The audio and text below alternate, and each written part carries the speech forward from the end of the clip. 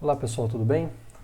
Então vamos lá para a nossa sétima aula, do nosso curso de espaços métricos.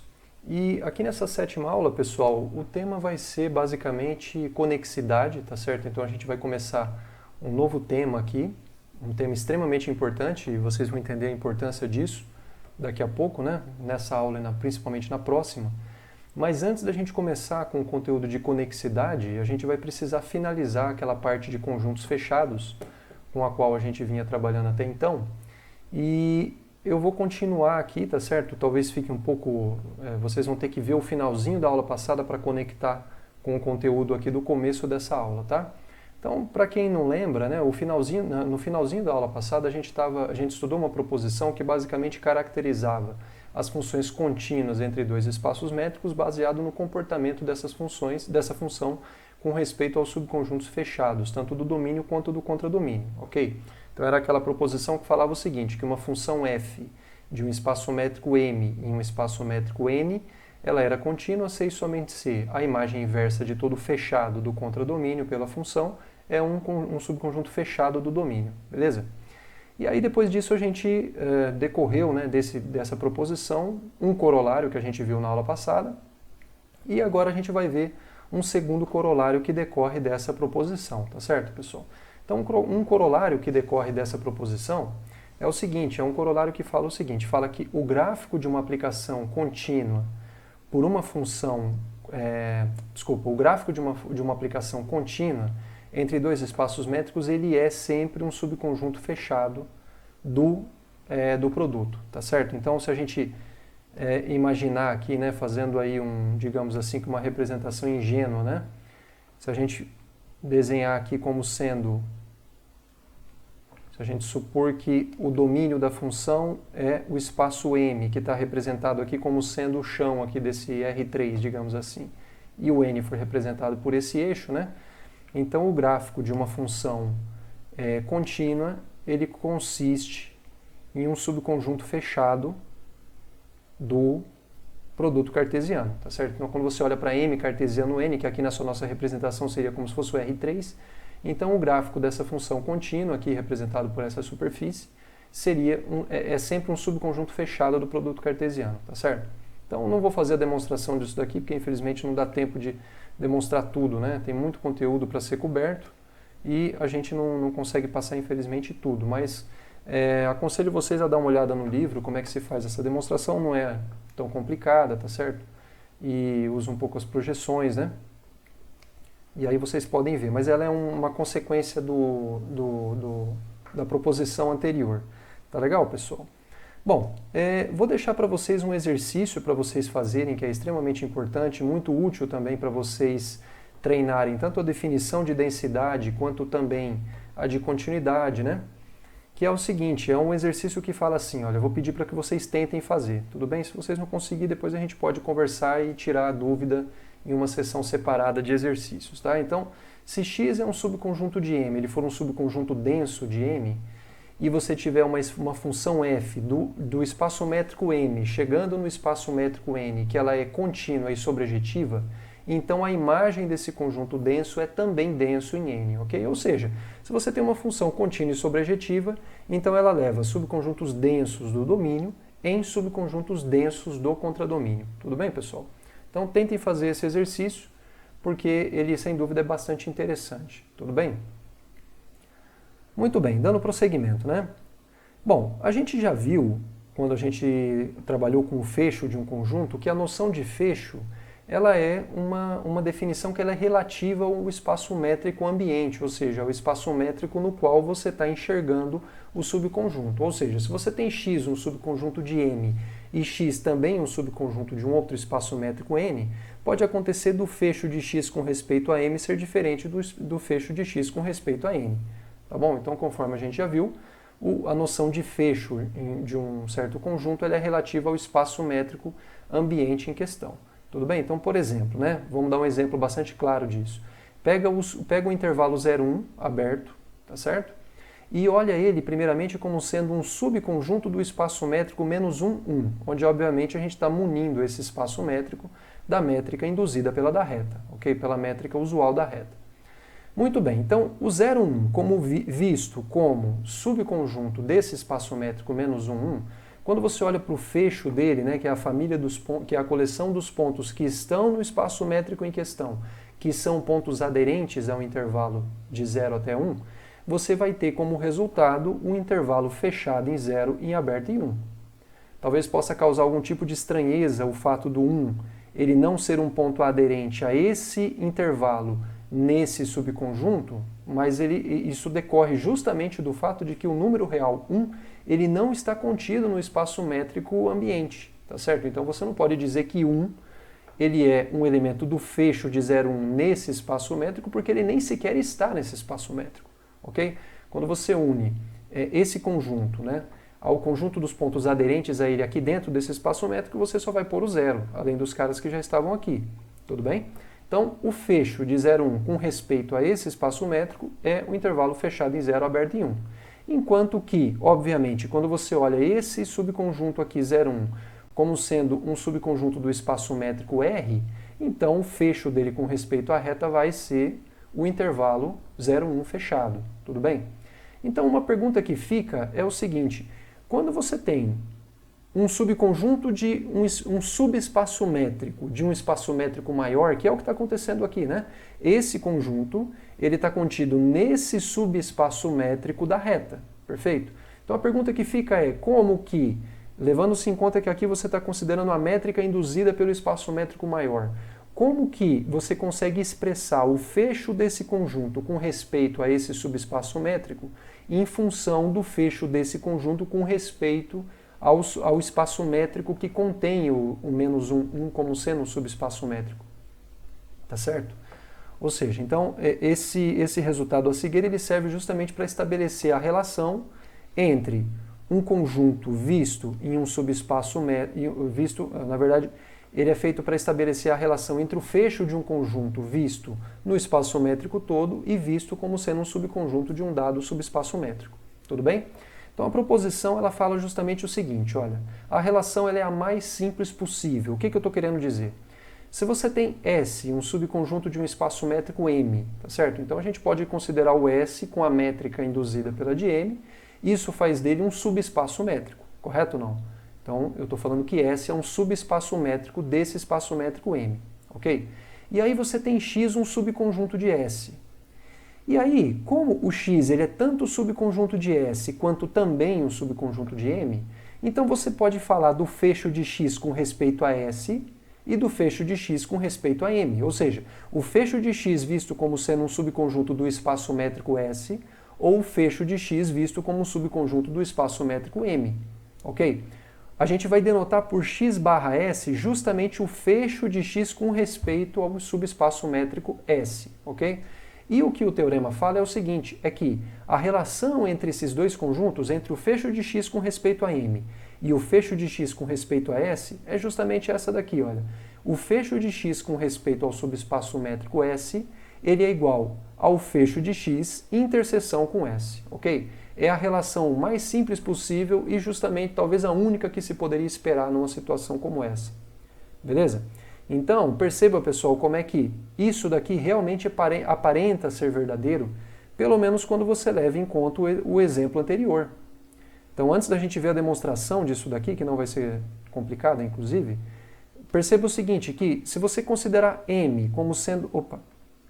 se você considerar M como sendo a reta real, S como sendo esse subespaço métrico aqui, menos 1, 1, e o X como sendo esse intervalo 0, 1, aberto, então o fecho de X com respeito a esse subespaço métrico S, ele é o quê? Ele é justamente o intervalo 0 fechado, 1 aberto. E quando você olha para o fecho de X com respeito à reta real, ele vai dar 0 fechado, 1 fechado. E perceba como é que esse cara aqui, esse conjunto, que é o x barra, né, que é o 0, 1, que é o fecho de X com respeito ao subespaço métrico S, ele é justamente igual ao fecho de X na reta real, interseção com S, que é o menos 1, 1. Perceba que quando você faz essa interseção, você simplesmente vai retirar esse extremo direito aqui e você vai obter justamente esse conjunto aqui, tá certo? Então, claro que isso não é uma prova de que essa proposição é verdadeira, mas perceba como é que o enunciado da proposição realmente está coincidindo com o que a gente verificou no exemplo anterior, ok? Agora sim a gente vai apresentar de fato a demonstração dessa proposição, que claro que tem que ser feita para espaços métricos X, espaços métricos M, subespaços métricos S, subconjuntos X, quaisquer, tudo bem? Então, muito bem. Então, vamos lá. Como é que a gente faz essa demonstração? Bom, perceba o seguinte. O que é o fecho de X interseção com S? Claro que aqui eu estou considerando o fecho de X como sendo o fecho de X visto como um subconjunto do espaço métrico M, tá? Bom, por definição do fecho de X, na verdade não é por definição, né, mas por uma proposição que a gente provou, o fecho de X é justamente o conjunto dos X pertencentes a M, de tal forma que a distância de X até X minúsculo até esse subconjunto X maiúsculo é igual a zero, ou seja, é o conjunto dos pontos em M que distam do conjunto X zero, ou seja, eles estão colados no X, tá certo? Como você está tomando a interseção disso com S, isso dá a interseção disso com S. Ora, olhando aqui para a definição, é claro que o conjunto dos X em M, cuja distância até o X maiúsculo é zero, interseção com S, é a mesma coisa que o conjunto dos X pertencentes a S, de tal forma que a distância de X até o X maiúsculo é igual a zero, que é o que está escrito aqui. Ocorre que quando você olha para o fecho de X com respeito a esse subespaço métrico S, por definição, na verdade pela proposição, né, que dá uma equivalência entre a definição de fecho e o conjunto dos X pertencentes ao espaço métrico em questão que distam do conjunto zero, quando você leva em conta essa proposição que foi provada na aula passada, você chega à conclusão de que o fecho de X com respeito a S é justamente igual a esse conjunto. Então, daí segue diretamente a igualdade entre esses conjuntos, tá bom? Isso daqui é uma forma de provar, claro que não é a única, mas é uma forma bastante simples aí da gente provar que o fecho de X, visto como um subconjunto do espaço métrico S, ele é igual ao fecho de X, visto como um subconjunto do espaço métrico M maior, que contém o S como sendo um subconjunto, tá certo? Interseção com S. Beleza? Muito bem. Então, na verdade, aquele exemplo anterior não foi coincidência, é um fato geral de fato que isso daí vale. Tá ok? Muito bem. Então, a observação aqui que a gente faz é a seguinte, que pelo resultado anterior, né, se S for um subconjunto de X e ele for fechado, então o fecho de X com respeito a S vai coincidir com o fecho de X para todo X subconjunto de S. Ou seja, quando você tem que o espaço métrico S é fechado, o fecho de qualquer subconjunto dele, tanto com respeito a ele ou como com respeito ao espaço métrico ambiente, vai ser sempre a mesma coisa. Tudo bem? E por que isso daqui é verdadeiro? Bom, vamos imaginar que o S ele é um subconjunto de X que ele é fechado, ou seja, o fecho de S é igual ao próprio S. Tá certo? Então perceba uma coisa, se você pega X, um subconjunto de S e S fechado, então isso implica o seguinte, como o S é fechado e o X está contido em S, vamos lembrar de uma coisa aqui, entre as muitas caracterizações que a gente tem para o fecho de um conjunto, existe uma que fala o seguinte, que a gente observou isso na aula passada. O fecho de um conjunto ele é o menor fechado que contém o conjunto. O que isso significa? Se você tem que X está contido num conjunto e esse conjunto ele é fechado, então esse conjunto contém não apenas o X, como também o fecho de X. Ou seja, o fecho de X está contido em qualquer subconjunto fechado que contenha o X, correto? Bom, se você pega um X que está contido em S e o S é fechado, pelo que eu acabei de falar, o fecho de X também vai estar contido em S. Ok?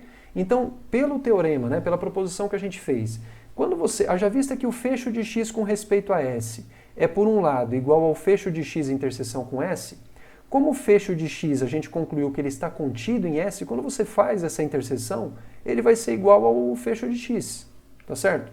Quer dizer, se você tem que A está contido em B, então a interseção de A com B é o próprio A. É óbvio. Tá certo? Então, já que o fecho de X está contido em S, então a interseção dele com S é igual ao próprio fecho de X. Beleza? E com isso a gente prova que realmente, quando S é fechado, tanto faz você tomar o fecho de qualquer subconjunto dele com respeito ao espaço métrico M, que contém o S, ou mesmo com respeito a S. Tá? Perceba que no exemplo anterior, o fecho de x com respeito a S era distinto do fecho de x visto como um subconjunto do espaço métrico M, justamente pelo fato de que S, que aqui era o papel de S aqui era feito pelo intervalo aberto menos 1, esse daqui não é um subconjunto fechado da reta, correto? Então é por esse motivo que não coincidiu o fecho de x com respeito ao S e com respeito ao espaço métrico ambiente. Tudo bem, pessoal? Muito bem. Um corolário desse resultado. O corolário desse resultado seria o seguinte, olha. Se você tem que S ele é um subconjunto de M e M ele é um espaço métrico, então se F é um subconjunto fechado de S, então o F ele é igual à interseção de um fechado de M com o próprio S. Perceba uma coisa, esse corolário, pessoal, está tentando estabelecer um resultado análogo àquilo que foi provado com respeito a conjuntos abertos. Vamos lembrar o seguinte, que quando você tem um espaço métrico em questão, deixa eu fazer um desenho aqui. Quando você tem um espaço métrico ambiente e você tem S, um subconjunto desse espaço métrico, tá certo? Então, quando você olha para um aberto desse espaço métrico,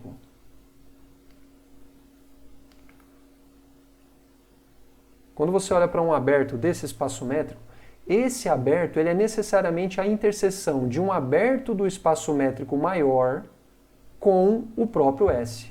Tá certo? Aqui o meu aberto em S era quem? Era justamente esse conjunto aqui.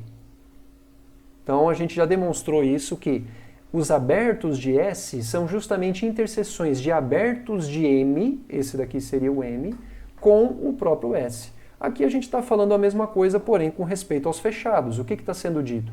Se você tem M, então deixa eu apagar aqui essa última coisa que eu fiz. Se você tem M, um espaço métrico, se você tem M um espaço métrico e você tem S um subconjunto de M, e você tem um F maiúsculo, que ele é um subconjunto fechado de M, por exemplo, esse cara aqui, olha. Então esse cara, ele é a interseção de um subconjunto fechado G de M, esse aqui seria o F, esse aqui seria o G, tudo isso é o G, ok? Então o F ele é justamente a interseção do subconjunto fechado de M com S. Ou seja, isso fala pra gente que, na verdade, os fechados de um subespaço métrico nada mais são do que interseções de fechados do espaço métrico maior com o próprio subespaço métrico, ok? A mesma coisa que acontecia com os abertos, de fato acontece com os fechados, ok, pessoal? Então é isso daí que a gente vai tentar demonstrar, também não vai ser complicado fazer isso, tá? Então, escrevendo isso com um pouco mais de rigor, né?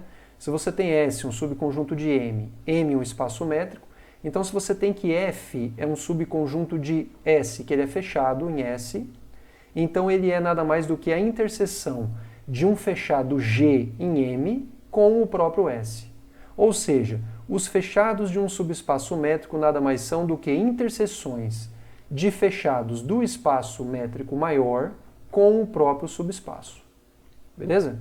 É isso daí que a gente pretende provar. Muito bem, como é que a gente faz isso? Bom, imagina que você tem então M um espaço métrico, S um subespaço métrico de M, tá certo? E você pega S, F maiúsculo, um subconjunto de S que ele é fechado em S, ok? Bom, o que você sabe? Pelo fato dele ser fechado em S, você sabe que o fecho dele em S coincide com o F, tá certo? Bom, mas a gente acabou de ver na proposição acima que o fecho de um conjunto com respeito a S, ele nada mais é do que o fecho de F com respeito ao espaço métrico M, interseção com S, que é o que está escrito aqui. E, obviamente, esse F fecho, ele é um subconjunto de M que é fechado, porque o fecho de todo subconjunto de M é fechado, ok? Então, esse corolário é bastante simples, a demonstração dele. Perceba que todo subconjunto fechado de S a gente conseguiu escrever como sendo a interseção de um fechado em M com o próprio S. É claro, pessoal, que essa maneira de escrever ela não é única, tá certo? Nada me impediria de eu conseguir um outro conjunto G, eventualmente, também contido em M, que ele é fechado, de tal forma que o F é igual a G interseção com S, tá certo? Nada impede disso acontecer. Basta basicamente que a interseção de G com S seja justamente igual à interseção do fecho de F com S. Basicamente é isso, ok? Então, em particular aqui, esse G aqui que eu desenhei serve, mas bastaria eu pegar um G, por exemplo, aqui no meu desenho, dado pelo todos esses pontos aqui que eu marquei, mais esses caras que estão aqui na fronteira, né? Tudo bem, pessoal? Então, duas coisas aqui que eu observo. Primeiro, que essa demonstração é simples, e segundo, que essa forma de escrever um conjunto fechado, em termos dessa forma, que ela não é única, tudo bem? Você pode conseguir, muitas vezes, uma quantidade infinita de fechados do espaço métrico cuja interseção do S seja também igual ao F. Beleza, pessoal? Bom, então perceba que a gente está trilhando mais ou menos um caminho no sentido de estabelecer coisas parecidas com aquilo que a gente fez para os conjuntos abertos, agora para os conjuntos fechados, correto? Então a gente já fez isso com respeito à continuidade de funções, porque a gente já caracterizou as funções contínuas basicamente da mesma forma que a gente fez utilizando conjuntos abertos, a gente acabou fazendo utilizando conjuntos fechados, tá certo? E aí a gente viu uma série de corolários que basicamente eles têm uma certa correspondência com respeito aos conjuntos abertos. Tudo bem, pessoal? Bom, muito bem. Agora vamos fazer o seguinte, vamos colocar aqui, vamos introduzir uma definição que é extremamente importante. Essa definição, ela foi muito importante, vocês já viram algo parecido quando vocês estudaram no ano passado, para quem viu esse ano, mesmo ano passado, um curso de análise na reta, que seria o natural aí de quem está vendo um curso de espaços métricos nesse momento, naquele livro do Elon, quando vocês olham naquela seção lá de limite de função, para você poder definir o limite de uma função quando x tende a um certo ponto, esse ponto tem que ser um ponto de acumulação do domínio. Então é por esse motivo que você vê isso depois de ter visto o capítulo 5 do livro do Elon, aquele livrinho de análise real, aquele livro menor, né? É porque lá no capítulo 5, você introduz a noção de ponto de acumulação de um conjunto, de um subconjunto da reta, basicamente, tá? Então, pessoal, aqui a nossa definição de ponto de acumulação vai ser absolutamente análoga àquilo que é feito quando você está trabalhando com os subconjuntos da reta. Tudo bem? Então, espero que vocês se lembrem disso, né? Então, para quem está com análise real aí, análise na reta fresco, vocês vão lembrar certamente. Então, perceba uma coisa. Se você tem X, um subconjunto de M, né, onde M é um espaço métrico, considere isso. E aí, suponha que você tenha um ponto de M, tá certo?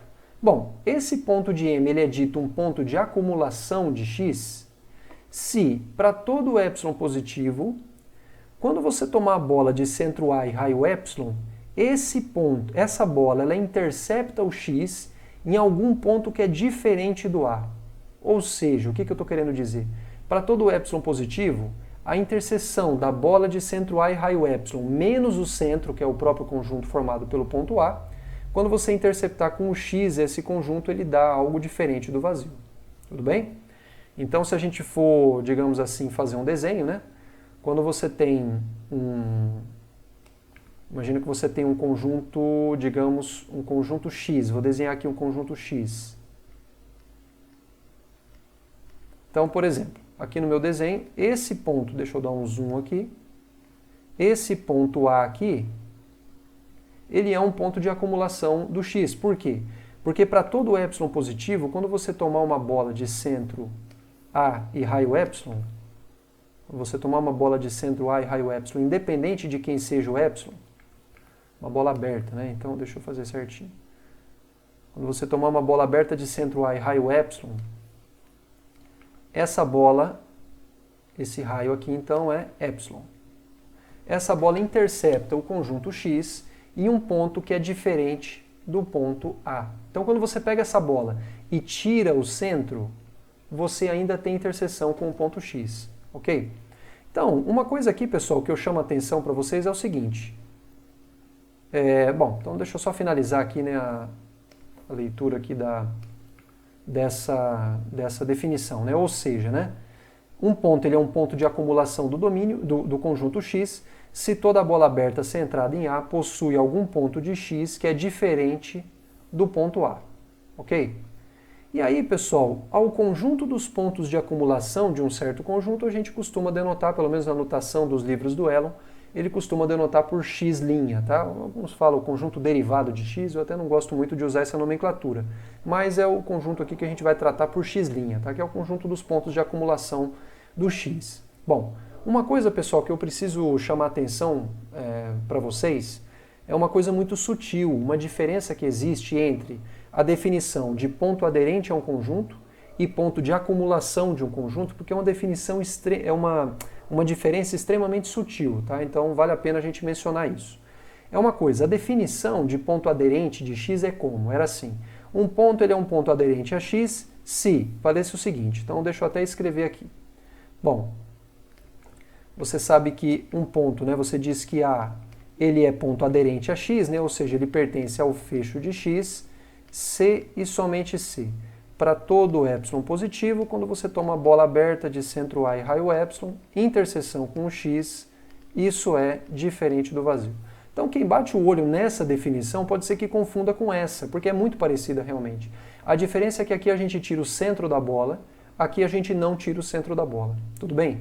Entretanto, pessoal, isso faz com que, é óbvio, né, que essa definição ela é mais, digamos assim, mais exigente do que essa, ou seja, todo ponto de acumulação de um conjunto necessariamente é um ponto aderente a um conjunto, entretanto a recíproca não é verdadeira.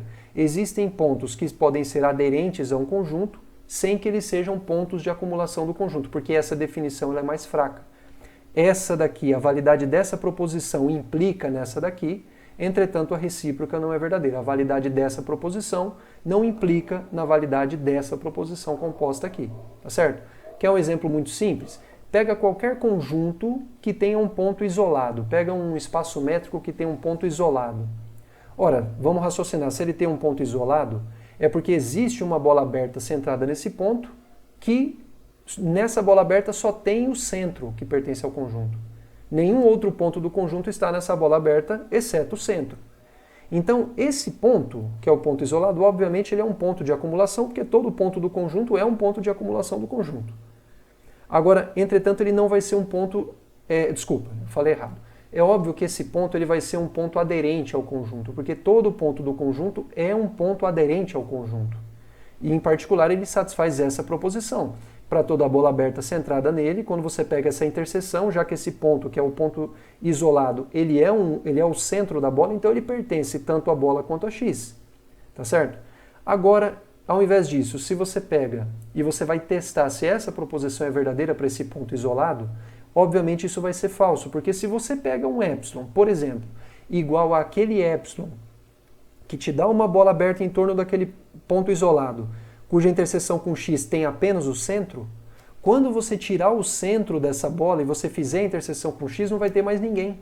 Vai ser vazio, tá certo? Então, esse ponto, que ele é um ponto aderente ao conjunto, por ele ser isolado, ele não vai ser um ponto de acumulação do conjunto, ok? Basicamente, pessoal, a noção de ponto de acumulação e ponto isolado, elas são, digamos assim, que o oposto uma da outra, tá certo? Um ponto isolado é um ponto que não tem mais ninguém do conjunto perto dele. Um ponto de acumulação, ele é um ponto que tem infinitos, basicamente, pontos do elementos do conjunto ali perto dele, tá certo? Não vou dizer que existem infinitos, mas existem, para todo epsilon você sempre consegue um ponto que é diferente que está lá. Tudo bem, pessoal? Então tem essa definição, tá? Tem que ficar atento a isso. Muito bem. Então aqui eu estou só chamando a atenção para isso, aqui embaixo, né? Então perceba que... Então observe a diferença entre ponto de acumulação e ponto aderente a um conjunto, né? Por exemplo, se você tem que x ele é formado somente por um ponto, esse ponto ele é um ponto aderente ao conjunto, porque ele é um ponto do conjunto. Entretanto, esse ponto A, que na verdade deveria ser A e não x,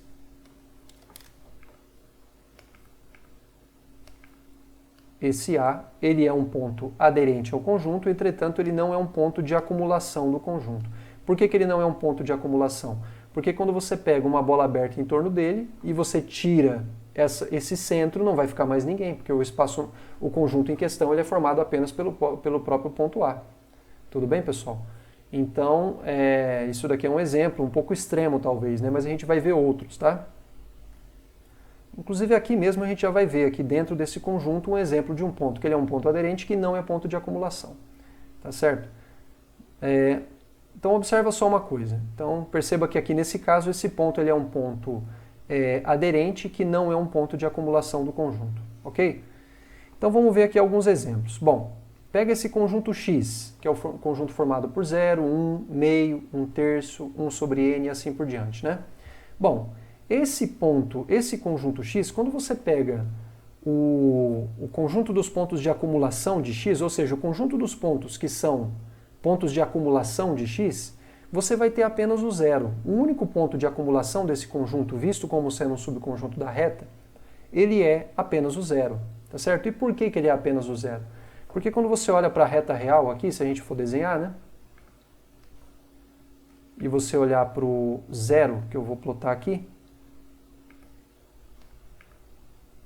e aqui vamos desenhar os demais, né? 1, meio, 1 terço, 1 quarto, 1 quinto e assim por diante. Aí você vai ter 1 sobre n, né, quando n é bem grande, e isso continua. O zero, ele vai sim ser um ponto de acumulação do conjunto, por quê? Quando você toma uma bola aberta qualquer centrada em centrada em zero, né, que tem um certo raio epsilon, essa bola aberta vai ser justamente o intervalo menos epsilon, epsilon. Então, se você pega um n natural de tal forma que 1 sobre n é menor do que epsilon, ou seja, bastando para isso, né, que o n seja maior do que 1 sobre epsilon, e isso é sempre possível porque o conjunto dos números naturais ele é um conjunto ilimitado superiormente. Então, 1 sobre epsilon, por menor que o epsilon seja, 1 sobre epsilon vai ser muito grande, mas jamais vai ser uma cota superior para o conjunto dos números naturais. Por isso, sempre é possível você pegar um n desse jeito com n natural, ok? Então, se você pega um n satisfazendo isso, esse 1 sobre n ele vai estar dentro dessa bola aberta de centro 0 e raio epsilon, e obviamente esse número ele é diferente de 0, né? Porque 1 sobre n vai ser um número diferente de 0. Então ele vai pertencer a essa bola aberta menos o centro. Então realmente o 0 é um ponto de acumulação. Tudo bem? Agora, pessoal, eu convido vocês a tentar demonstrar que qualquer outro número real não vai ser um ponto de acumulação desse conjunto X. Tudo bem? E uma coisa eu ressalto, pessoal, é que é o seguinte, enquanto que você perceba que aqui pode muito bem ocorrer de você ter pontos de acumulação do conjunto que não estão no conjunto, tá certo? Perceba que, em particular, qualquer um desses outros elementos aqui, eles não são pontos de acumulação do conjunto, ok? Pode parecer que são, né? Por exemplo, você pega, puxa, e se eu pegar um número que está aqui dentro desse conjunto, por exemplo, 1 sobre 1 bilhão, tá certo? 1 sobre 10 elevado a nona, um número muito, muito pequeno, muito próximo do zero. Você vai falar, poxa, ele deve ser um ponto de acumulação, porque eu tenho...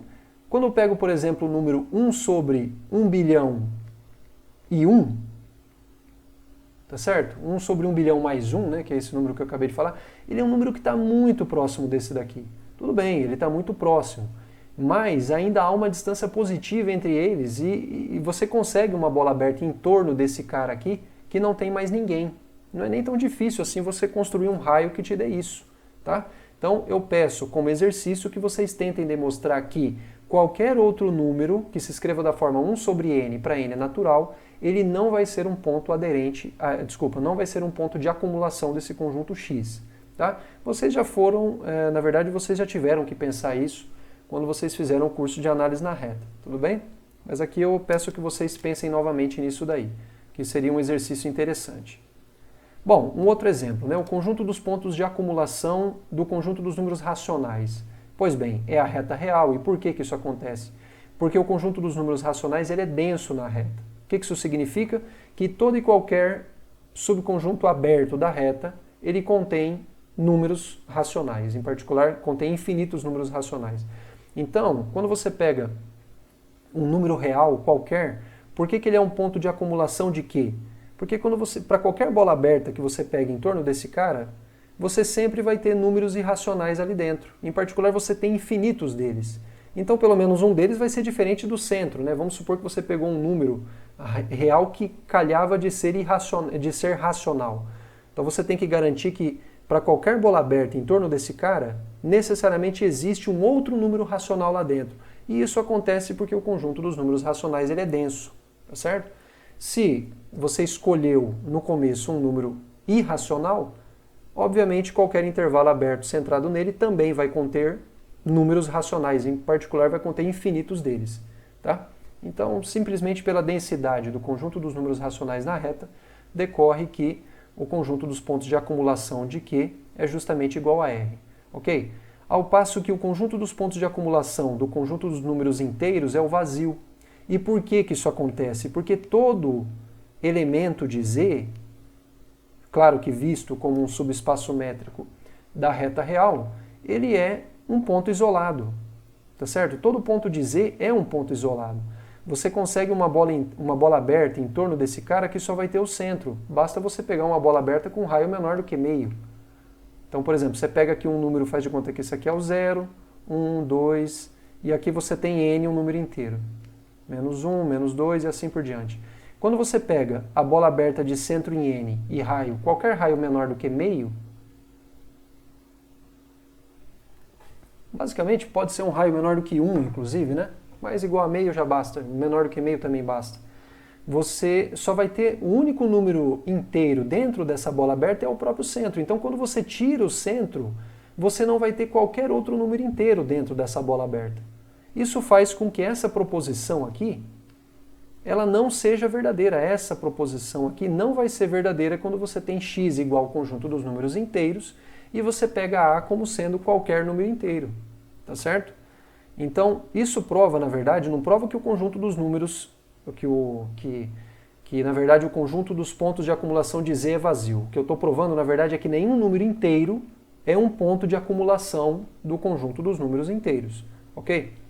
Agora, no final das contas, qualquer número diferente de Z, ele também não vai ser um ponto de acumulação de Z, porque se ele é aliás, qualquer número que não pertença a Z também não é um ponto de acumulação, porque se você tem um número que é diferente de um número inteiro, você sempre consegue uma bola aberta em torno desse número que não contenha nenhum outro número, que não contenha nenhum número inteiro. Então é óbvio que nesse intervalo, por não ter nenhum número inteiro, quando você tira o centro, continua não tendo nenhum número inteiro. Então aquela proposição continua não válida e, portanto, qualquer outro número real também não vai ser ponto de acumulação de Z, certo?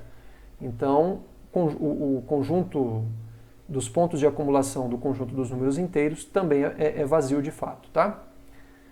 Bom, e aqui, pessoal, um outro exemplo aqui, quando você pega o conjunto dos pontos de acumulação do intervalo semiaberto, né, fechado em 0 e aberto em 1, isso vai dar justamente o conjunto, o intervalo fechado 0, 1, tá?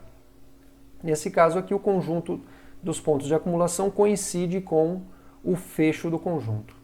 Mas isso é uma coincidência e não é um fato geral. Tá legal, pessoal? Bom, basicamente, pessoal, era isso daí que eu tinha para falar a respeito de conjuntos fechados. Vou passar alguns exercícios para vocês fazerem, que é muito importante que vocês façam.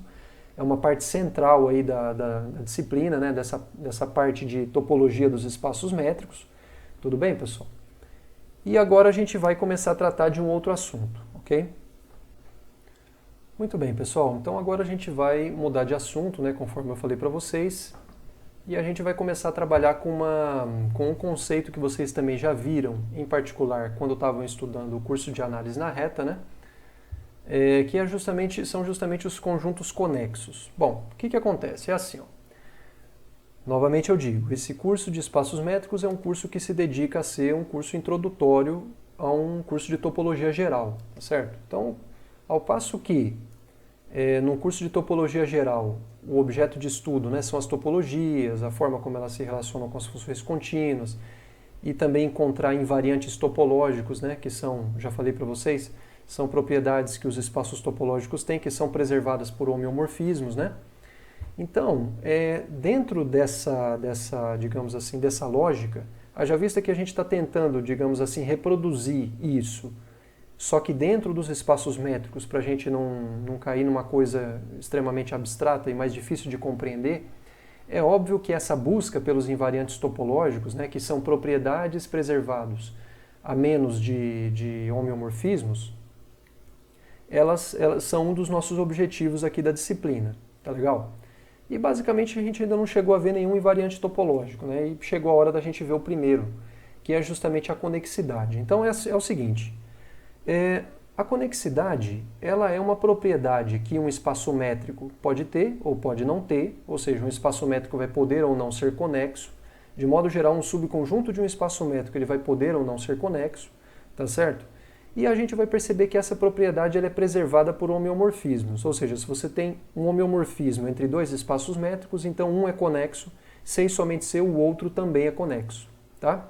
Isso serve como sendo um critério excelente para você saber quando que dois espaços métricos não são homeomorfos, o que é extremamente importante. Basicamente, grande parte do estudo da topologia se dedica a encontrar invariantes topológicos, conexidade, compacidade, o grupo fundamental, né? E outros invariantes topológicos mais complicados aí que se estuda no curso de mestrado e doutorado. Mas a nível de graduação, o que a gente consegue, digamos assim, estudar, mesmo dentro de um curso de 6 meses aí, né, numa licenciatura, são a conexidade e a compacidade, tá certo? Que a gente vai ver dentro desse curso, que vão ser os dois invariantes topológicos aqui dentro desse curso.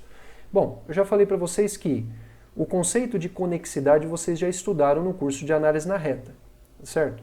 E vocês vão perceber que a definição do que é um subconjunto conexo de um espaço métrico, ela é muito parecida com a definição que vocês viram lá no livro do Elon, para quem estudou por ele, do que se define como sendo um subconjunto da reta que é conexo.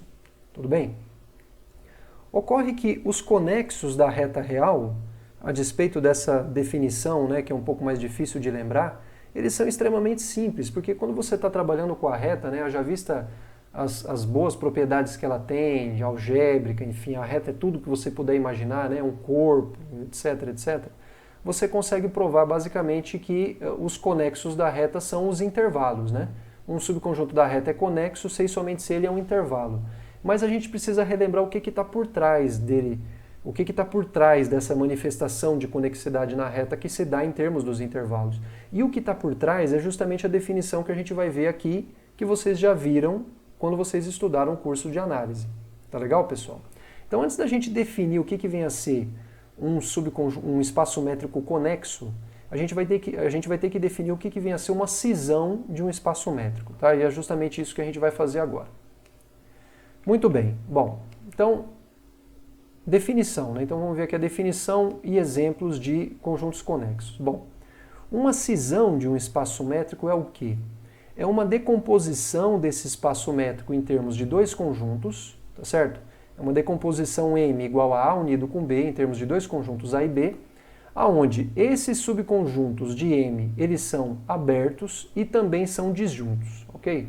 Então uma cisão de um espaço métrico M é uma decomposição desse espaço métrico em termos de uma união de dois ou mais conjuntos que são abertos e disjuntos, ok? Isso é uma cisão de um espaço métrico. Bom, obviamente todo espaço métrico admite pelo menos uma cisão, que é a chamada cisão trivial, porque você pode muito bem escrever qualquer espaço métrico como sendo a união dele próprio com o vazio. Essa união é disjunta porque não tem ninguém na interseção de M com o vazio, e ambos os conjuntos, tanto o M quanto o vazio, são conjuntos abertos, porque isso foi provado numa proposição que a gente fez algumas aulas atrás, tá certo? Então, todo espaço métrico sempre admite, no mínimo, a cisão que a gente chama de cisão trivial, que é essa daqui, que é quando você coloca todo mundo num conjunto e nenhum elemento no outro conjunto, ok? É óbvio que essa cisão trivial ela não nos fala muito a respeito do M. Basicamente, quando isso é possível de ser obtido, você não tem alguma informação que te leva a dizer se você consegue colocar os elementos de M espalhados, digamos assim, em termos de dois conjuntos abertos que são disjuntos, tá certo? Então, essa cisão aqui, basicamente, em termos de, digamos assim, que não nos dá muita informação a respeito do próprio conjunto M. Então, em geral, quando a gente vai falar de conexidade, você vai definir um conjunto como sendo conexo justamente quando ele admitir uma cisão que não é a trivial, tá? Mas daqui a pouco a gente vai ver isso. Bom, então vamos ver aqui uma observação, né? Imagina que você tenha M escrito como sendo a união de dois conjuntos A e B, e vamos supor que essa forma de você escrever o M seja uma cisão de M. Então, é óbvio que, pela definição, né, tanto A quanto B são conjuntos abertos de M, são subconjuntos abertos de M, e eles são disjuntos, ok? Bom, perceba que se o M pudesse ser escrito como sendo A unido com B, Então você pode escrever o A como sendo o complementar de B em M, porque todo mundo, veja, se essa união ela é disjunta, né? Então todo mundo que não está em A tem que estar em B. Todo mundo que está em M e não está em A tem que estar em B. Então é óbvio que o A ele é igual a M menos B, quer dizer, é óbvio, né, que o B é igual a M menos A, porque todo mundo que está em M e não está em A tem que estar em B. E reciprocamente, né, todo mundo que está em M e não está em B tem que estar em A.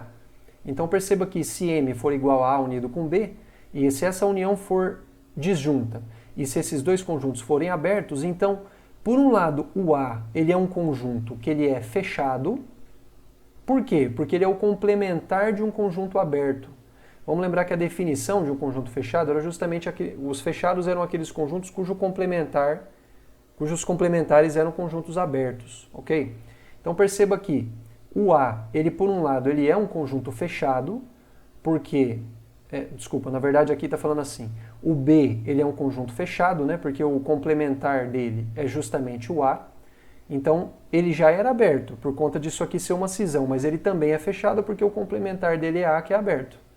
Por outro lado, o conjunto A, você já sabia que ele era aberto pela definição de cisão, mas ele também é fechado. E por que ele é fechado? Porque o complementar dele em M é justamente o B.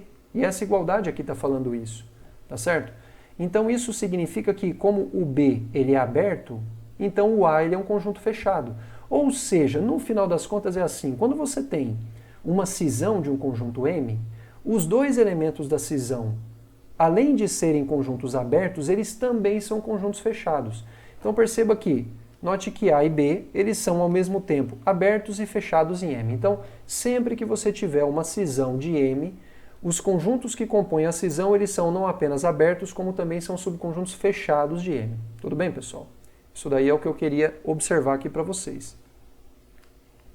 Muito bem.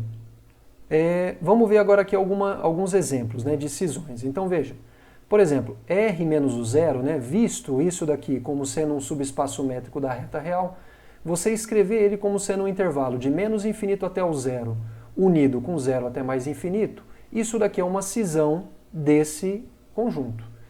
Por que é uma cisão? Porque ambos os conjuntos são abertos. E por que são abertos nesse conjunto? Porque eles são interseções de abertos da reta com o próprio conjunto. Em particular, esses conjuntos eles são intervalos abertos não apenas no conjunto, como também na própria reta. Tá certo? Então, esses conjuntos eles são abertos e essa união ela é obviamente disjunta. Então, isso daqui de fato é uma cisão desse conjunto e percebe que a gente pode afirmar mais. É uma cisão não trivial. Tá? E isso é importante, é uma informação importante, depois a gente vai ver por quê. Outro exemplo, se você pega alfa, um número irracional, então você consegue criar uma cisão também não trivial do conjunto dos números racionais. Veja, se você pode escrever o que como sendo a interseção dos números racionais que estão no intervalo desde menos infinito até o alfa, interseção com os números racionais que estão no intervalo desde alfa até mais infinito. É óbvio, se você tem um número racional, ou ele está à esquerda do alfa, caso em que ele está nesse intervalo, ou então nesse conjunto, perdão, ou então ele está à direita do alfa, caso em que ele está nesse conjunto. É óbvio que ele não pode estar nos dois ao mesmo tempo, porque haja vista que o alfa que você tomou é um número irracional. Então, se você pega um número racional, ele necessariamente tem que ser diferente de alfa e, portanto, tem que estar ou à esquerda ou à direita de alfa, tá certo? Então, isso daqui é uma cisão de quê? Por que é uma cisão de quê? Por um lado, essa interseção ela é vazia, porque a interseção desses dois intervalos é vazia, em particular a interseção deles com Q também vai ser vazia, tá certo? Quando você toma a interseção, tá certo? Desses dois conjuntos ela vai dar vazia justamente porque esses intervalos eles são disjuntos, tá? Então qualquer par, né, de subconjuntos desses dois intervalos também vai ser disjunto, tudo bem? E por outro lado, esses dois conjuntos eles são abertos relativos em Q, por quê? Porque lembre-se que você está considerando o Q como sendo um subconjunto da reta real, um subespaço métrico da reta real, portanto munido da métrica usual da reta, e os abertos de Q são justamente interseções de abertos de R com o Q. E esse daqui é a interseção de um aberto da reta, que é esse intervalo com o Q, enquanto que esse conjunto é a interseção de um aberto da reta, que é esse intervalo, com o Q. Então, isso daqui é uma cisão de Q e mais, é uma cisão também não trivial de Q, tá? Um pequeno parênteses.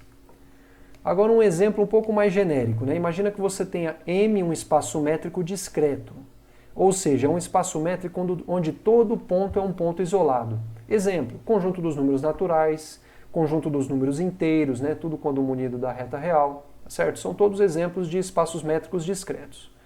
Então perceba o seguinte, perceba que qualquer subconjunto, para todo subconjunto de M, isso daqui é uma forma de você escrever o M em termos de uma cisão, tá certo? Se você pega qualquer subconjunto de M, então A unido com o complementar de A vai ser uma cisão de M. Por que isso aqui vai ser uma cisão de M, né? A gente afirma que vai ser uma cisão. Bom, para ser uma cisão, por um lado a interseção, essa união tem que ser disjunta. Isso é óbvio porque essa interseção ela é vazia, né? Nenhum conjunto intercepta qualquer ponto do seu complementar, ok? Por outro lado, quando você tem um conjunto que ele é discreto, todo e qualquer subconjunto dele é um aberto. Em particular, esse A é um subconjunto aberto, assim como o complementar dele, né? Isso está escrito aqui, olha, por que ele é um aberto? Porque quando você tem um conjunto que ele é discreto, o conjunto formado por apenas um ponto, ele é sempre um conjunto aberto. Porque vamos lembrar, se o conjunto ele é discreto, então isso significa que todo ponto ele é um ponto isolado. O que significa ele ser um ponto isolado? Que você consegue uma bola aberta de centro em X com um certo raio, que depende de X, obviamente, de tal forma que em torno dessa bola, de tal forma que nessa bola aberta do X do conjunto em questão você só tem o centro e mais ninguém. Então, como a bola aberta no final das contas vai ser apenas o próprio X, então, como a gente já viu que toda bola aberta é um conjunto aberto, isso significa que o conjunto formado por apenas um ponto, por ele ser uma bola aberta centrada nele próprio, ele vai ser um conjunto aberto. Então, quando você tem um conjunto discreto, o conjunto formado por apenas um ponto, ele é sempre um conjunto aberto. E como consequência disso, você pode muito bem escrever o A como sendo a união dos conjuntos formados por apenas um ponto, X, quando você varre todos os pontos X que pertencem ao próprio conjunto. Tá certo? É a mesma coisa que você escrever a reta como sendo a união do conjunto dos X para X pertencente a R. É óbvio que essa igualdade aqui vale, tá? Ocorre o seguinte que, como para cada X pertencente a esse conjunto é um conjunto aberto, a gente já estudou e já provou, na verdade, que uniões quaisquer, independente de ser finita, enumerável ou mesmo não enumerável, uniões quaisquer de conjuntos abertos é sempre um conjunto aberto. Então essa igualdade prova pra gente que A é um conjunto aberto, ok? E o mesmo argumento se aplicaria para a gente provar que o complementar de A em M também é um conjunto aberto. Ou seja, realmente você pode escrever o M como sendo essa união, aonde essa união é disjunta e ambos esses conjuntos são abertos. Portanto, isso daqui é uma cisão, tá certo? E é óbvio, né, que se o A for um conjunto não vazio e o complementar dele também for não vazio, então isso daqui é uma cisão não trivial de M, ok? Muito bem. Temos aí vários exemplos então. Bom, então agora, pessoal, finalmente a gente chega na definição dessa propriedade tão importante que um espaço métrico pode ou não ter, que é a conexidade, tá? Então é o seguinte, a gente define um espaço métrico como sendo um espaço métrico conexo quando ele admitir somente a cisão trivial. Ou seja, ele é conexo se a única cisão possível de você fazer de M é quando você coloca todo mundo num conjunto e ninguém no outro conjunto. Ou seja, quando a única chance de você criar uma cisão para M é quando você escreve M como sendo M unido com o vazio. Ok? Isso é um conjunto que ele é dito conexo. O que o nome conexo nos faz pensar? Ora, um conjunto, algo é conexo quando algo está tudo junto. Quando você fala que o fulano tem ideias desconexas, quer dizer que ele fala coisas desconexas, quer dizer que uma coisa que ele fala não tem relação com a outra, não está junto da outra. Ok? Então um conjunto que ele não é conexo é quando você consegue escrevê-lo em termos de duas partes disjuntas, mas que tem a propriedade de serem conjuntos abertos, tá?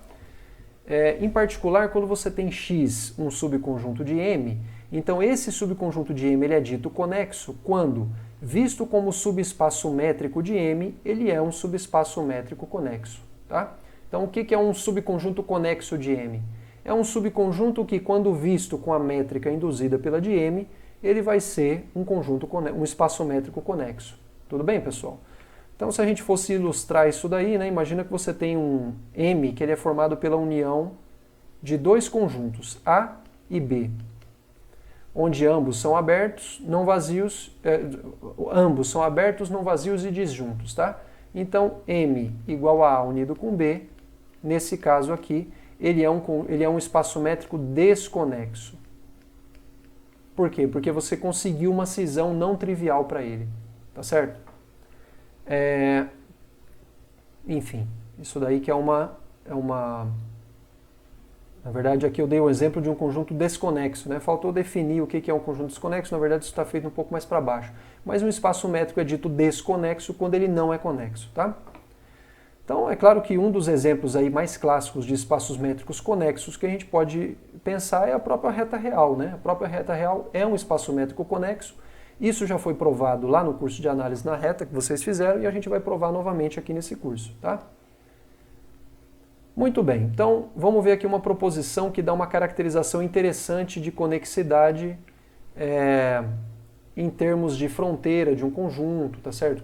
Subconjuntos dele que são abertos e fechados ao mesmo tempo.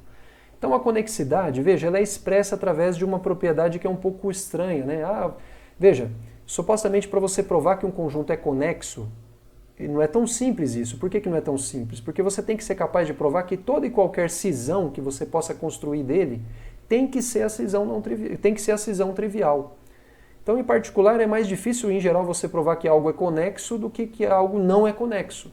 Porque para você provar que ele não é conexo, basta você mostrar uma cisão que não é a trivial. Para você mostrar que ele é conexo, você tem que provar que toda e qualquer cisão, ela só pode ser a trivial. Então, em geral, é algo que dá mais trabalho. Então, é importante a gente tentar caracterizar a conexidade em termos de propriedades que sejam mais fáceis de lidar. Tá? E é justamente isso aqui que essa proposição faz. Então, veja bem, a respeito de um espaço métrico M são equivalentes. M é conexo, é equivalente ao M e o vazio seriam os únicos subconjuntos de M que são ao mesmo tempo tanto abertos quanto fechados, ok? Ou seja, M é conexo C e somente C. Os únicos subconjuntos de M que são ao mesmo tempo abertos e fechados é o M ou o próprio vazio. Não tem qualquer outro conjunto diferente desses dois que eles sejam ao mesmo tempo abertos e fechados, ok? E a terceira propriedade que é equivalente à conexidade é se você tem X, um subconjunto de M. Se X subconjunto de M tem fronteira vazia, então tem que ser verdadeiro que o X ele é o próprio M ou então o próprio vazio. Ou seja, o M é conexo, C e somente C, o único subconjunto dele que tem fronteira vazia é o próprio M ou então o vazio. Ok, pessoal? Bom, vamos provar essas equivalências aí, tá? Então como é que a gente vai fazer? A gente vai fazer o seguinte, a gente vai provar que o 1 e o 2 são equivalentes, ou seja, que 1 implica em 2 e 2 implica em 1. Depois a gente vai provar que o 2 implica em 3, tá certo? E por fim, a gente vai provar que o 3 implica em 2. E com isso a gente vai estar provando que 1, 2 e 3 são todos equivalentes, porque você consegue ir de um por outro através desse diagrama de setas aqui que a gente fez, tá? Basicamente. Então, muito bem, vamos provar primeiramente que 1 implica em 2, ou seja, que se 1 é verdadeiro, então 2 é verdadeiro, tá? Então, muito bem, vamos supor que M ele é um espaço métrico conexo e vamos tentar provar que realmente M e o vazio são os únicos subconjuntos de M que são ao mesmo tempo abertos e fechados, tá? Então, imagina que você tem M um espaço métrico conexo. Bom, se existir um subconjunto de M que é tanto diferente de M quanto do vazio, que é aberto e fechado, ou seja, a gente está supondo por contradição, né, que existe um subconjunto próprio de M que é diferente do vazio e que é aberto e fechado. Tá? Então a gente vai ter que chegar numa contradição. Então, necessariamente, isso daqui seria uma cisão não trivial de M. E por que isso aqui seria uma cisão não trivial de M? Por quê? Por um lado, é óbvio que o M é igual a A unido com o seu complementar. Essa união é disjunta, como sempre vai ser.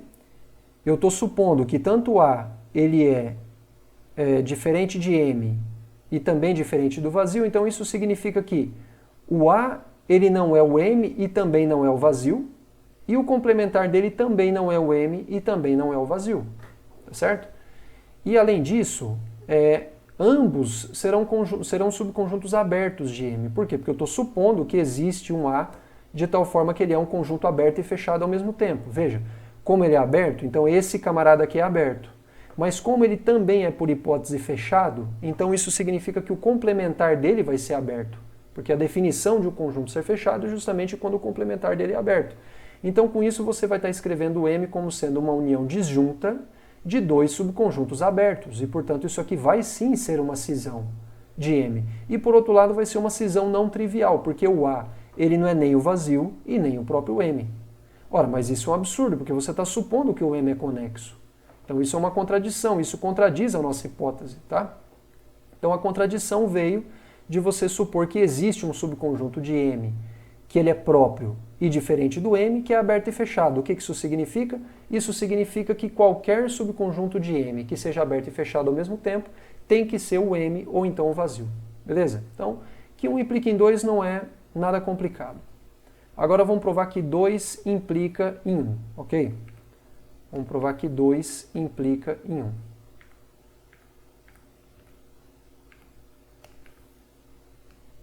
Muito bem, então vamos supor que o vazio e o próprio M são os únicos subconjuntos de M que são abertos e fechados, tá?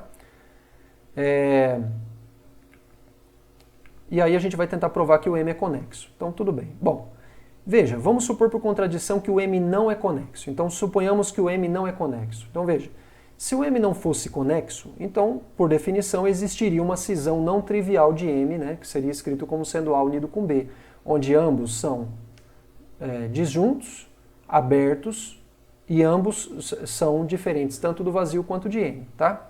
Então dessa forma A e B seriam abertos. Perceba que em particular ambos seriam subconjuntos abertos e fechados em M. Por quê? Ora, o A por um lado é aberto, mas ele é o complementar de B em M. E como o B ele também é aberto, então o A é fechado, porque o A é o complementar de um aberto. Pelo mesmo motivo o B ele já era aberto, mas ele também é fechado, porque o complementar de A em M é o B. E como o A é aberto, o complementar dele é fechado, então, portanto, o B também é fechado. Então perceba que isso significa que, pelo fato disso aqui ser uma cisão não trivial, então isso significa que o A e o B, eles são não apenas diferentes do vazio e de M, mas eles também são abertos e fechados ao mesmo tempo. Ora, mas isso é uma contradição, porque a gente está supondo que os únicos subconjuntos em M que são abertos e fechados ao mesmo tempo é o próprio M ou então o vazio. Tá certo? Então isso é uma contradição com a nossa hipótese e isso prova, no final das contas, que o M é conexo. Tá? Então, realmente, pessoal, 1 e 2 são equivalentes. Tá? São equivalentes. Muito bem, agora vamos provar que 2 implica em 3. Ok?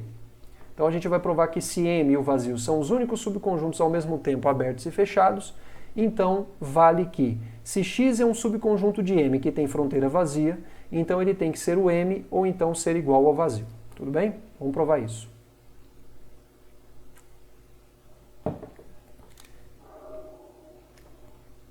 Então vamos supor aqui que exista, então a gente vai fazer por contradição, tá? Então a gente está supondo que M e o vazio são os únicos subconjuntos ao mesmo tempo aberto e fechado. E aí vamos provar que se X está contido em M e tem fronteira vazia, então ele é o próprio M ou então o vazio. Bom, vamos supor por contradição que exista um subconjunto de M que é tanto diferente do M quanto diferente do vazio e cuja fronteira dele seja vazia. Então eu estou supondo que a tese é falsa.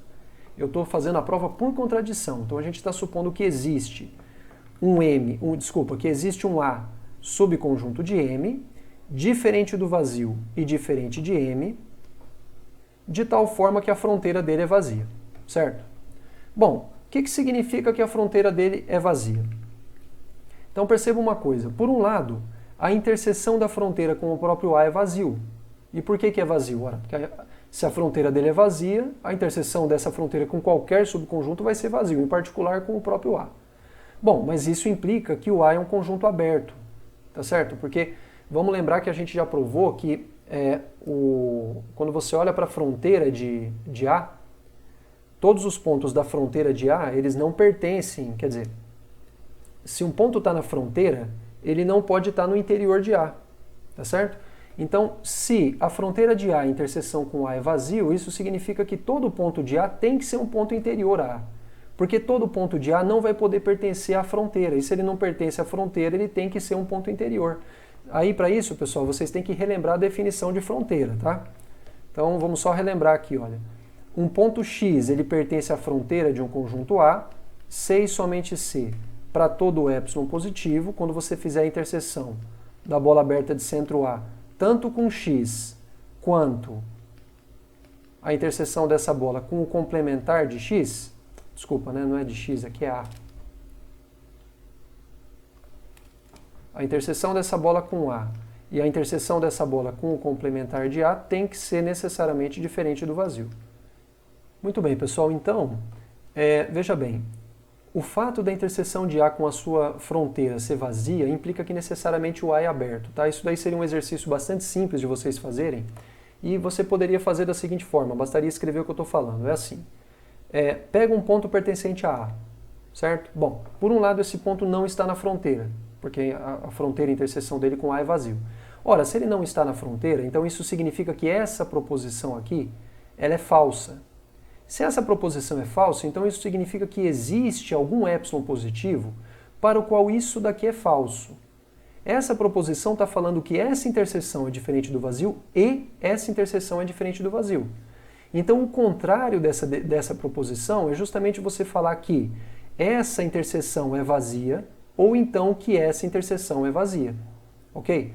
Entretanto, essa interseção aqui, ela não pode ser vazia. A interseção da bola de centro A e raio epsilon com A não pode ser vazio porque o A, que é um ponto que você tomou no A maiúsculo, ele é o centro da bola. Então isso daqui certamente ocorre. Ora, então se isso ocorre necessariamente aqui, você vai ter que isso daqui é igual ao vazio. Ou seja, essa bola ela não intercepta o complementar do A. O que isso significa? Que essa bola está inteiramente contida dentro do A. E, portanto, esse ponto A vai ser um ponto interior. Ou seja, esse argumento que eu acabei de falar, se vocês escreverem direitinho, ele vai simplesmente provar que realmente esse conjunto ele é aberto, tá certo? Desde que a interseção dele com a fronteira seja vazio. Tudo bem? Por outro lado, pessoal, a fronteira do A, se estiver contida em A, isso daqui implica necessariamente que o A é fechado, porque vamos lembrar que você pode escrever o fecho de A como sendo a união do interior de A com a fronteira de A. Então, quer dizer, se a fronteira de A está contida em A, então é óbvio que esse conjunto ele é fechado, né? Então, haja vista que esse conjunto A ele vai ser um conjunto que por um lado ele é aberto e por outro ele é fechado, então isso daí vai dar origem a uma contradição. Tudo bem, pessoal? Então, e é claro aqui, né, alguém poderia se perguntar, mas por que a fronteira de A está contida em A? Bom, se você está supondo, né, que o A ele é um conjunto contido em M, que é diferente do vazio e diferente de M, e a fronteira dele é vazio, em particular a fronteira dele é um subconjunto dele próprio, né, porque se a fronteira é vazio, o vazio é um subconjunto de qualquer conjunto. Então, nesse caso, por um lado o conjunto seria aberto e por outro seria fechado, o que dá origem a uma contradição, tá certo, pessoal? Então, basicamente, isso prova que realmente 2 implica em 3. Ou seja, se você sabe que M e o vazio são os únicos subconjuntos abertos e fechados ao mesmo tempo, então realmente o próprio M e o vazio são os únicos conjuntos que têm fronteira vazia, tá certo? Agora o que falta a gente provar é que 3 implica em 2. Que 3 implica em 2, tá? Ou seja, se os únicos subconjuntos de M que tiverem fronteira vazia for o próprio M ou então o vazio, então o M e o vazio são os únicos conjuntos que são abertos e fechados ao mesmo tempo, tá? E aí, para a gente provar isso, pessoal, você faz o seguinte, pega um subconjunto de M que seja aberto e fechado ao mesmo tempo. Vamos tentar provar que ele tem que ser o vazio ou então tem que ser o próprio M, tá? Então veja bem, bom, por um lado o A ele é aberto. Como ele é aberto, ele não pode interceptar a sua fronteira, né? Porque todo ponto que está na fronteira não está no A. Então, por um lado, a interseção da fronteira de A com A é vazio. Por outro lado, como o A ele é fechado, então isso significa que a fronteira dele está contida nele próprio. Por esse motivo, a fronteira do A ele vai ter que ser vazio. Por quê? Se você sabe que o A é aberto, tá certo? Então a interseção da fronteira com ele tem que ser vazio. Mas se a fronteira está contida no próprio A, então essas duas coisas juntas falam para a gente que a fronteira tem que ser vazio, tá certo? Bom, mas então você perceba que, como a fronteira de A é vazio, já que por hipótese você sabe que os únicos subconjuntos de M que têm a fronteira vazia são ou o M ou o A, ou o próprio vazio, então isso significa que esse A, por ter fronteira vazia, necessariamente ele tem que ser igual a M, ou então ele tem que ser igual ao vazio, e era justamente o que a gente queria provar. Tá certo, pessoal? Então, os únicos subconjuntos de M, né? Quando você está supondo que vale 3, os únicos subconjuntos de M que são abertos e fechados ao mesmo tempo é ou o próprio M, ou então o vazio. Tá legal, pessoal? Então isso daí é uma forma alternativa de você caracterizar a conexidade de um espaço métrico, tá? De um subconjunto de um espaço métrico. Muito bem, agora vamos relembrar aqui com vocês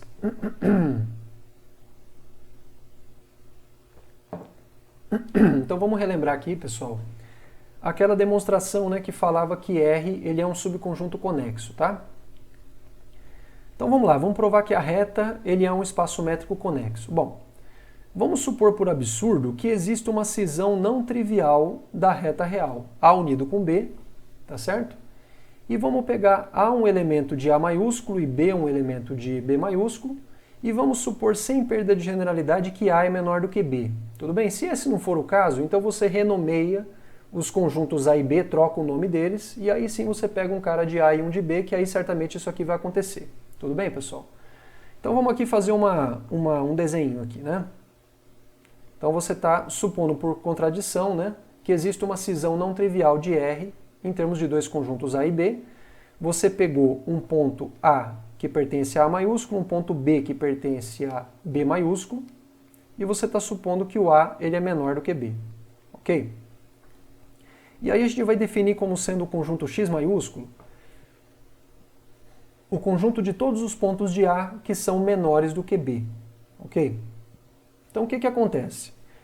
Por um lado, esse conjunto X ele é não vazio. Por que ele é não vazio? Porque, no mínimo, esse ponto A minúsculo que você tomou, que é menor do que B, ele é um ponto que vai pertencer a X maiúsculo. Então isso aqui significa basicamente que o conjunto X maiúsculo ele é não vazio.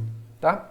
Por outro lado, ele é um conjunto limitado superiormente. Por que ele é um conjunto limitado superiormente? Porque todos os seus elementos são menores do que B em particular. Então B é uma cota superior para o X.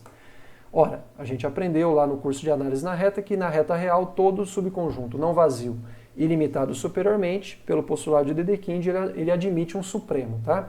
Então está bem definido o supremo de X, ok? Bom, o supremo de X ele é por definição o quê? A menor das cotas superiores de X. Bom, como o B é por definição uma cota superior de X, já que o C é o supremo, então o B tem que ser maior ou igual do que o supremo, porque pelo fato de que o supremo é a menor das cotas superiores, qualquer outra cota superior tem que ser maior ou igual do que o C, correto? Então isso significa que o C é menor ou igual do que B. Tá legal? Muito bem. Então, o que a gente pode falar a respeito desse ponto C? Bom, por um lado, ele é um ponto que pertence ao fecho de A. Por que ele pertence ao fecho de A?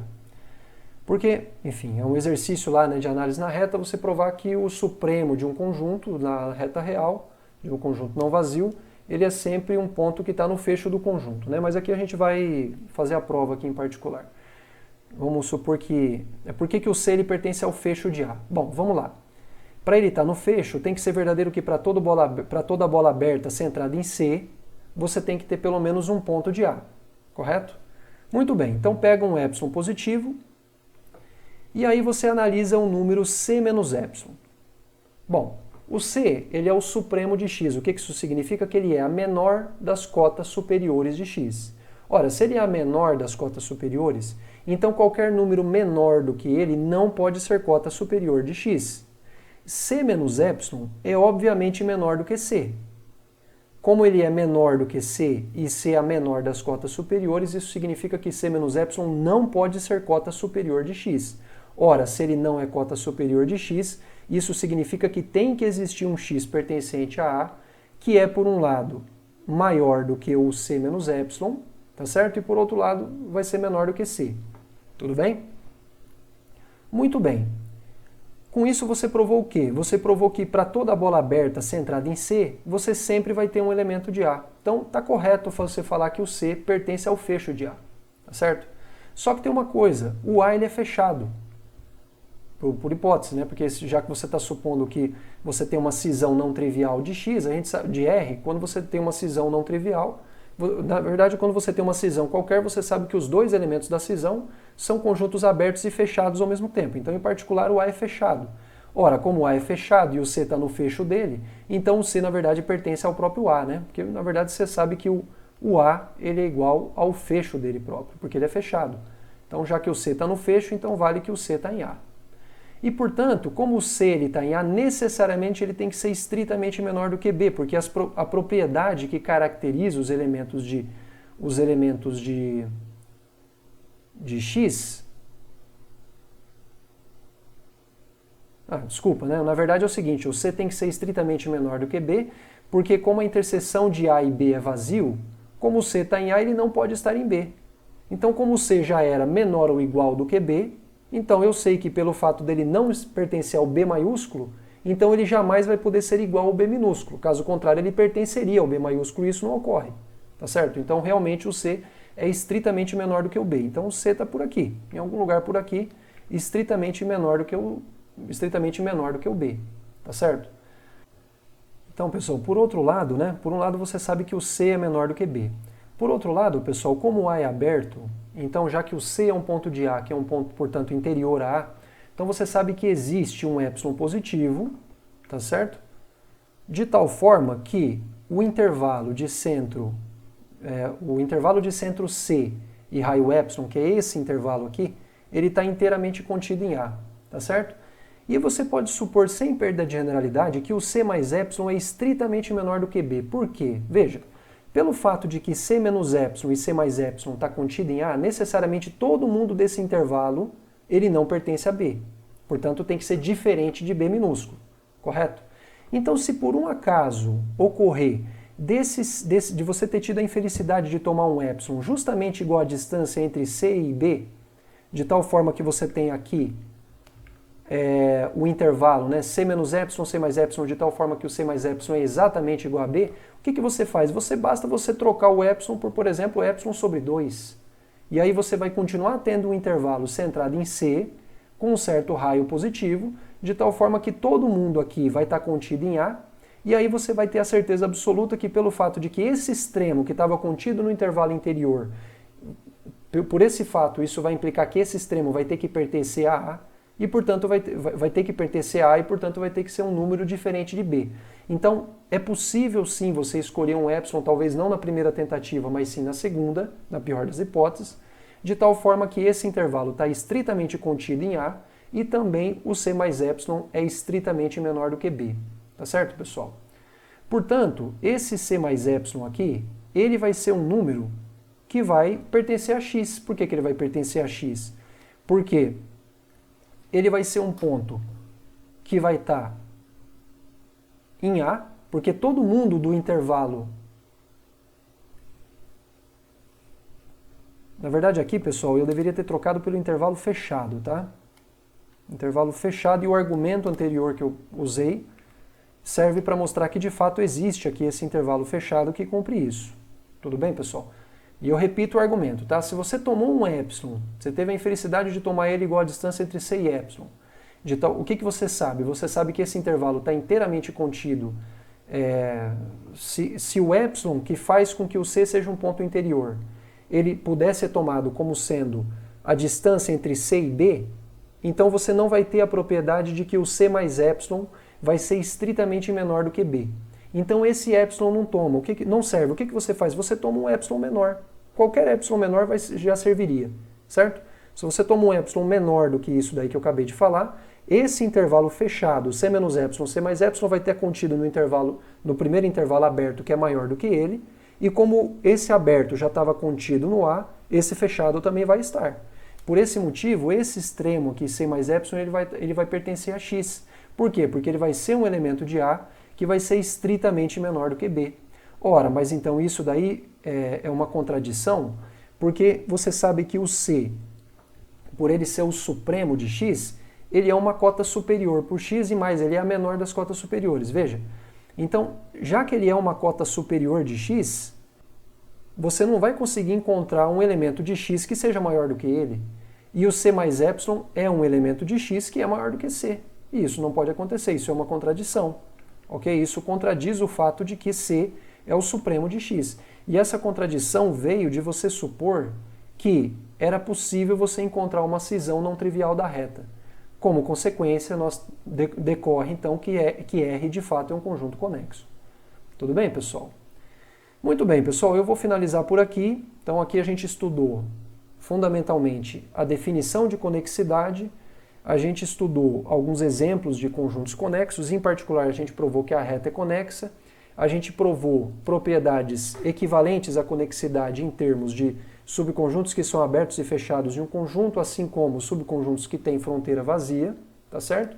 E aí na próxima aula, pessoal, a gente vai estudar um pouco de algumas propriedades específicas de conjuntos conexos e como que essas propriedades se relacionam com a continuidade de funções. Tudo bem, pessoal? Então eu espero que vocês tenham aproveitado e a gente se vê na próxima aula. Tá legal? Valeu, obrigado. Até mais.